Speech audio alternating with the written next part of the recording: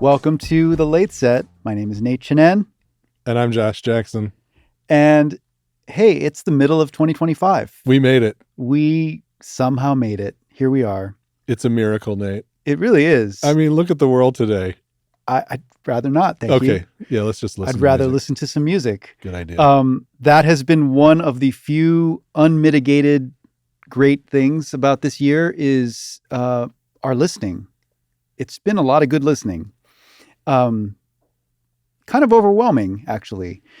I recently looked at the list I have of all of the releases from this year, and we're only at the halfway point, and there's already been just an incredible amount of great music from jazz and improvising artists.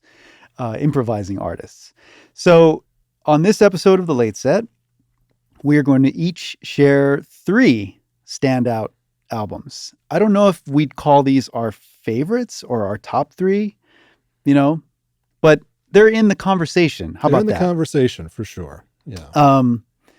I will stipulate that there are a couple of albums that I know that we love that I chose not to put in because I thought you said no preambles. I know, I lied. I just did that to Right. throw you off. All right. We recently had an episode of The Late Set with Brandy Younger, the amazing harpist. Is she one of your picks? She is not one of my picks. Yeah, so I left her off precisely because we just had this wonderful episode with her, and I thought, let's spread the love around a little bit. Right. In similar fashion, I recently plugged Mary Halverson's album. Is she in your picks? She is not among my picks. But I have listened to the record and more saxophones for sure. Mary's album, About Ghosts. I recently gave my very enthusiastic endorsement to this album on New Music Friday. And so I thought, all right, I've already said my piece, so I'm not going to include that here. So yeah, this is a lot of preamble. This is just you cheating so you get more picks. It is, basically. I'm greedy that way. Or maybe I'm generous that way. You are generous. It's a better way to put it. So let's cut to the chase. And I would love to give you the floor for the first pick. I get to go first. Please. Well, I wasn't aware of what all the rationale was for this because I picked something that I had to even wonder, was it 2025? Because it's just now coming out in a form that's playable on the radio for 2025. But it was an artist share project. Okay. And it's an artist share project from John Clayton called Talk to Me About Mulgrew. I love this record, Nate. It's from 2007, which is why I wondered, is this a new record? But it's John Clayton basically just calling up Mulgrew Miller, the pianist, and saying, let's just go into the studio and play music. And there's something so beautiful about that. It's just so relaxed, the feeling and the way that they treat the songs. There's nothing revolutionary about it. It's just 2 wonderful musicians. It reminds me in some ways, do you know the record, This One's for Blanton, with Ray Brown and Duke Ellington? Yeah. It has that kind of vibe to it. That's a great record on Pablo, by the way, with Pitter Patter Panther and all that stuff. This one's for Blanton. But this one is Talk to Me About Mulgrew on Artist Share Records. And Artist Share Records doesn't get a lot of love, a lot of visibility because, you really have to sort of know these artists like John Clayton or Maria Schneider, for instance, and be a fan already to be a fan who funds their projects. Mm-hmm. So this was recorded in 2007. Yeah. And it was previously released, but in digital form. Is that the story? It's being released digitally this year. Okay. But at the end of last year, John Clayton was talking about it and he showed the artwork for people. So it was a project that was currently being funded last year. Okay. That is coming to fruition in 2025. Does that make the cut in this? I think it does. All right. It's a 2025 release. There it is. Obviously, nothing but, praise and love for Mulgrew Miller, who never had a bad day on the bandstand. I know. And obviously a lot of love for John Clayton, who we featured on the late set at the very beginning of this year, days after he lost his home in the California wildfires. So yeah, I have not heard this yet, and I'm excited because you brought something to the table that I get to now discover. So on this huge list awesome. of every single jazz release in the world, I found something slipped under my radar. It happens. I love it. One nice thing about this too is if you do end up funding the recording and being a supporter, John Clayton spent some time talking to other musicians about Mulgrew Miller and asked them to talk to him about Mulgrew. Mm-hmm. And so you really get some insight from other artists about just how special Mulgrew Miller is and was. Yeah. Well, it's my turn, I guess. It's your turn. So this reminds me of like when me and my family are eating sushi.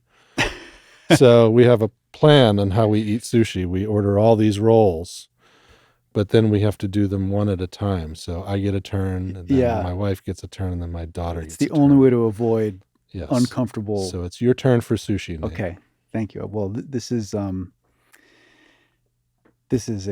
special spicy tuna right here. This is an album by the pianist and composer Myra Melford. Oh, yeah. It's called Splash. And I should say right up front that I wrote liner notes for this album. So, full disclosure. You've heard it. I have heard it. I wrote about it. I was compensated for writing about it. So that is, again with the disclaimers. You have to disclose. But yes. What I'll say about that is if you think that my judgment is compromised because I wrote liner notes, listen to the album and decide for yourself. I feel quite confident that this will be one of the standout releases, at year's end. People will be talking about this record. It features Myra Melford on piano with Michael Formanek on bass and Ches Smith on drums and vibraphone. And it is the latest in a series of artistic statements that Myra Melford has made, drawing on the legacy of the artist Cy Twombly.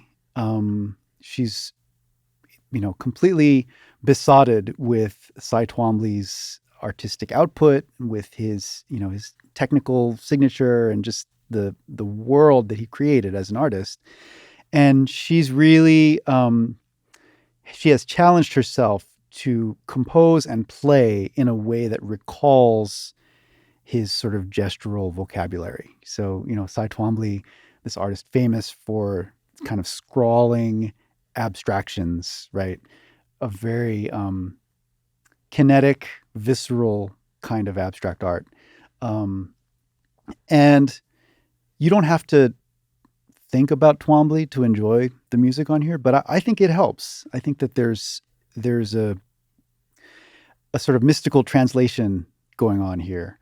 The songs have titles like Wayward Line and A Line with a Mind of Its Own. And then simply Chalk, one of his, referring to the medium, or the materials. But it's a brilliant album that, it's inside, it's outside, it's very, it balances, interiority and extroversion. I just feel like there's always this push-pull energy on this thing. And it's, it's a great statement from one of our masters. Good choice. I considered it for sure. All right. I think it's a wonderful recording, and I love Myra. Time for another one. Let's do it. My roll next. Noah Preminger, Ballads. Mm-hmm. Came out in February, I think. It's grown folks music. It is. It is, beautiful. He does songs like Stan's Mood, Stan Getz.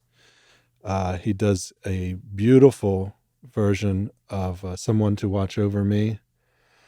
But he also does these originals. And there's one on there called Democracy. Mm. And I think about it, I was like, what about democracy is the reason why this is a ballad? And then I thought, well, maybe it's just the fragility of what democracy is coming to represent these days, like maybe that was on his mind. I don't know, frankly, what was on his mind other than playing beautifully. Mm-hmm. The whole record sounds really nice. It's a slow burn, and it has that sort of mistiness to it. It kind of evaporates at times and then becomes very present at other times. Talk about his tone. Yeah. Wow. Because so much of well, here's a fun fact. You may have forgotten this. I picked Noah Preminger's ballads as a This I Dig on this very show. You did? All right. It was a long time ago, but yeah, right when it was coming out, I endorsed this album. So that's a fun fact. But so much in a tenor saxophone album of ballads comes down to the sound, right? Just like the voice. And so I'd love to hear what your assessment of Noah's tone is. It has a plaintive quality at times, Mm-hmm. but also a certain muscularity that you also can hear in like a Dexter Gordon too. Yeah. But it sort of vacillates, He has the ability to play so tenderly, But yeah, I think it's that sort of plaintive sound of his, and maybe part of that comes from a different school entirely, like a Lee Konitz, or a Warren Marsh, Mm-hmm. But there's an aspect about him that I know is also very muscular. I remember interviewing him once while he was boxing. Yeah, he's a fighter. Yeah. So he's got a little bit of that pugilistic tendency to him as well. Mm-hmm. So, to kind of reconcile that sort of machismo with, this beautiful sound coming out of his horn, I think that's what kind of makes them special sometimes, Beautiful sound though. Yeah. Someone who's really worked a lot playing long tones. Yep. Long tones. That's a great pick. All right, my turn. Yeah. All right, I will go for a hamachi now. I'm waiting for the uni myself, but go ahead. So 2025, among other things, is it's the 80th birthday year for Anthony Braxton. Yeah. We just celebrated Braxton's birthday.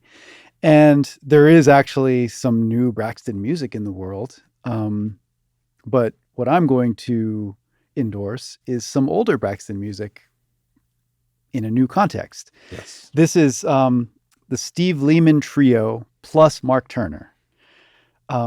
This was the overlap, by the way. This is This the was one. it. This is the one that I also picked, and then our producer said, "Sorry, that's taken." I love it. So we can trade quips about this one. Yeah. Steve Lehman is an alto saxophonist like Anthony Braxton. He's a brilliant composer like Anthony Braxton. And he formed this group with the idea that, Braxton's music, like Braxton's got tunes, he's known as this composer of grand and inscrutable designs. I've witnessed performances, including, his piece for 100 tubas. He once composed a piece for 4 symphony orchestras. I witnessed quite a performance when he accepted the NEA Jazz Masters Award, and his speech was about an hour. Yeah. Yeah, Braxton is an uncontainable creative force. Yes. But he's also a guy who wrote tunes. And this is one thing I love about this album is that Lehman is basically saying, like, look, let's play these as standards. But he's also saying, let's, you mentioned pugilistic. I mean, this album is so fiery. It also brings out the more aggressive side of Mark Turner. So we have alto and tenor saxophones and this incredible rhythm team of Matt Brewer on bass and Damian Reed on drums. And they're just knocking these tunes around. Well, that trio is already its own organism. Absolutely. And, you know, the thing that I thought was super special about this, Nate, is it's live. Mm-hmm. It was a live recording. So when you keep that in mind, they recorded this at the now defunct ETA, I believe. I think yeah. So in Los Angeles. And man, you know, when I listened to that the first time, I was like, holy, you know what? Sugar Honey Iced Tea, man. Like, this is live. Yeah. And it's a lot of music to take in. You know, it feels aggressive. You know, it feels daunting. It feels a bit overwhelming. But, you know, Braxton's music could be that sometimes. Mm-hmm. But there's something about the way this trio had its own energy, and then Mark matches it. Oh, yeah. Yeah. No, it's what you're saying about that. It reminds me, it's appropriate. If you're watching the podcast on our YouTube channel, on the WRTI YouTube channel, then you can see that Josh and I are in our performance studio, seated in these nice armchairs, Nice cushy chairs. And so, like, thinking about the impact of this album reminds me of like a nice Gen X reference point, which is the Maxell commercials. You know, yes, the guy is just like being blown back in his chair, like. The music is just a physical force. And that's, you know, when you play this album on some good speakers and you crank it up, like that is the effect that it will have. It is just like, it knocks you back. Yeah. Is it my turn now for another one, or are we going to keep going? It is your turn. Yeah. Right. We're just cruising along here. Great record, Steve Lehman. I was upset that we didn't get to talk to him because he came to Solar Myth. I know. And we just couldn't make it happen. We'll have to, you know, Steve is a friend of the podcast. So, yes. You know, Steve Lehman, I know you're out there. Let's we'll hook this up. Let's make that happen. Okay, my last pick. So you mentioned Mark Turner, and I was listening to solo records, Nate. You know, Mark Turner made one. He did. We Raised Them to Lift Our Heads, which he did with Jakob Bro. For Jakob's label, which is really nice. It reminded me of sort of being at the Vanguard and listening to Mark warm up all the time. Mm-hmm. He just constantly played all the time. That's a solo record. There's another really great solo record by Amina Claudine Myers that is really wonderful too. Mostly piano, but she also plays some organ and does a little bit of vocalizing as well. But the solo record that I have chosen, and this is probably going to lower my credibility in some other arenas that have nothing to do with music, is I've picked Nicholas Payton's Notes from the Zen Gangster, which is a solo record. And there is something about this record, Nate. I've listened to it 3 times now. Mm-hmm. It reminded me of like George Duke and Azimuth and some of the great music in the 70s that eventually became samples. And I say that because, you know, while it is this whole harmonic world of Nicholas Payton, which he does so beautifully and really does sort of incorporate his concept of Black American music, specifically in this way. I even texted Nicholas and I said, Nick, you know, like you and Kareem Riggins should be getting into some good trouble with something like this. I said, or just do it yourself, you know, because Nick can make his own beats as well. I mean, but I thought it has this ability to be in another form after this. It's already complete in some ways. You know, it's a complete concept. It's complete conceptually in the sort of references to Buddhism. There's even a book, which I don't have and haven't seen, but, you know, there's like a 9x9 book that has, it feels like one a day. I think it's a book of aphorisms. Yeah. It's like a Far Side calendar, but for Zen thought, you know, with these Zen motifs.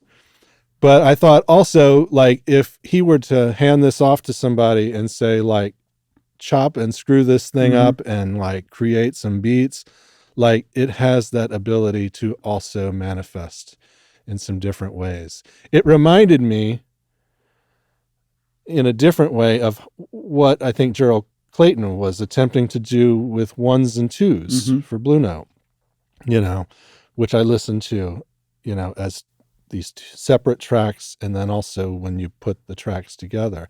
I liked it when the tracks were together. It didn't always work for me when they were separated. Mhm. Sometimes it did, and other times I thought, well, it only kind of sounds good with the other piece. But with Nicholas's record, I thought this could live on its own, or it could live in some other form. Could be source It material could for be somebody source else's. material for someone Yeah. else, you know? Yeah. So that's why I like it. I just saw Nicholas Payton with his trio, you know, featuring Sasha Masikowski. Did I say that right? Yeah. I did. Steve Mazikowski, great jazz I know. guitarist. Yep. I know. Yep. His daughter. And so this was at the San Francisco Jazz Festival. They, you know, Nicholas came out and introduced the concept. He credited Vijay Iyer with giving him that moniker, the Zen Gangster. And yeah, it's, you know, he's playing Rhodes, he's playing trumpet, he's playing, you know, acoustic bass like his father. Yep. And then it's being sampled and sequenced and fed through, and there's modular synths. You know, it's this whole mobile studio basically in performance. So yeah, it makes sense that the solo record would also have this kind of multiplicity in it. All right, well, from there, I guess I've got the last pick, and I will stay in New Orleans. For this pick. And you know I love this record. Sullivan Fortner's Southern Nights. Yes. Another person I saw in San Francisco, Sullivan Fortner, incredible pianist who miraculously just keeps getting better and better and better.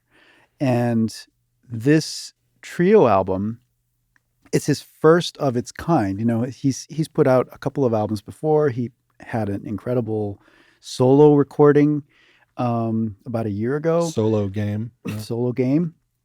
And Solo Game really felt like a sort of turning point for him in his recorded output. Really a breakthrough album in a lot of ways. And this is a more conventional outing in certain respects.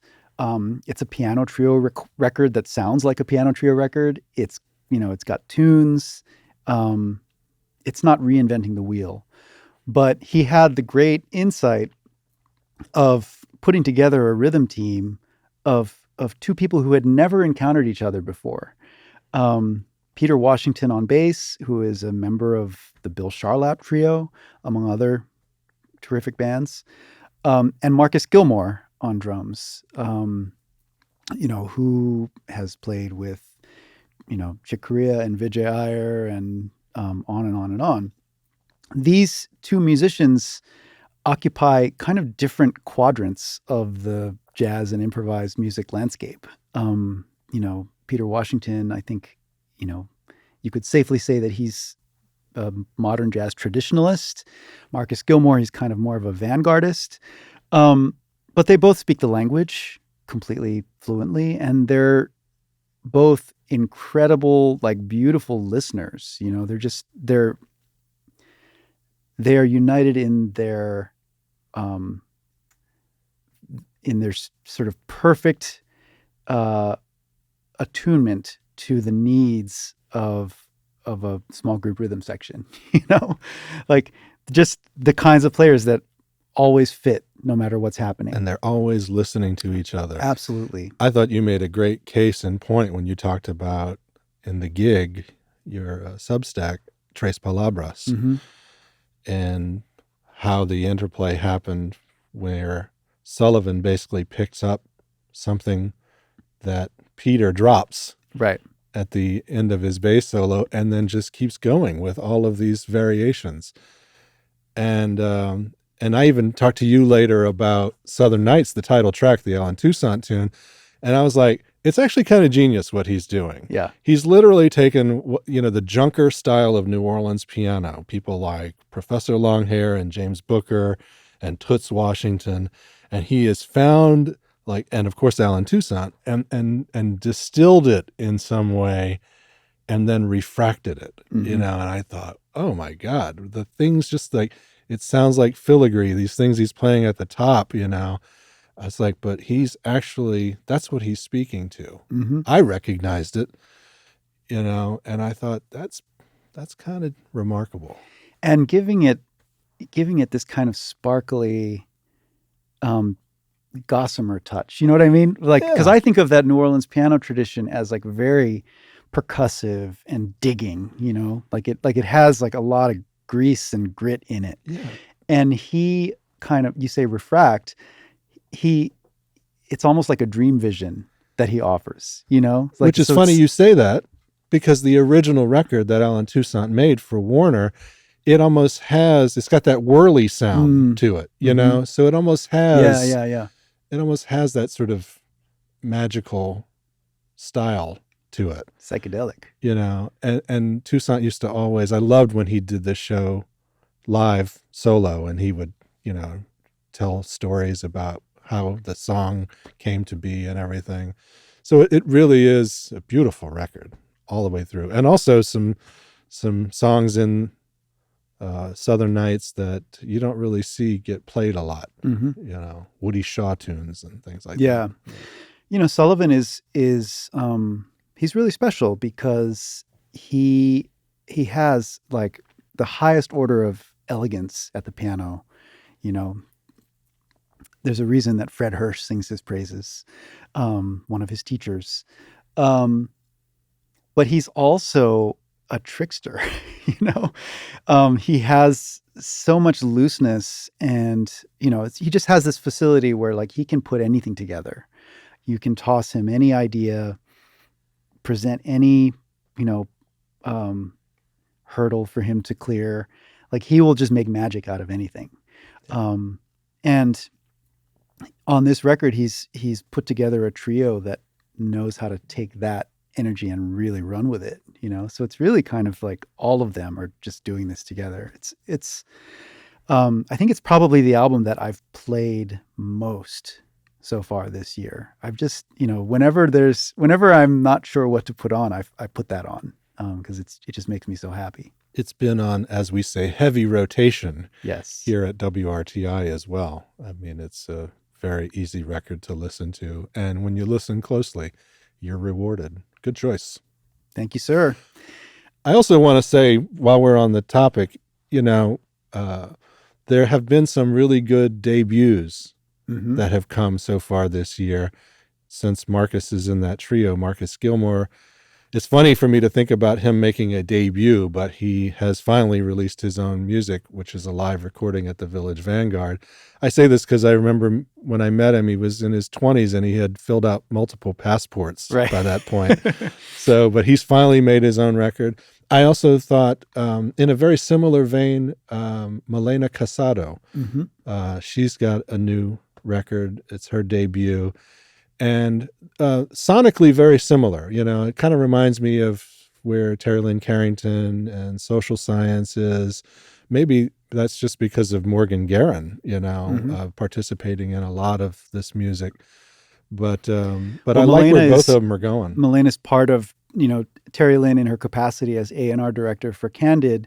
She's kind of built a family, and Malena is a proud member of that family. Morgan is, but yeah, it's almost like its own subgenre.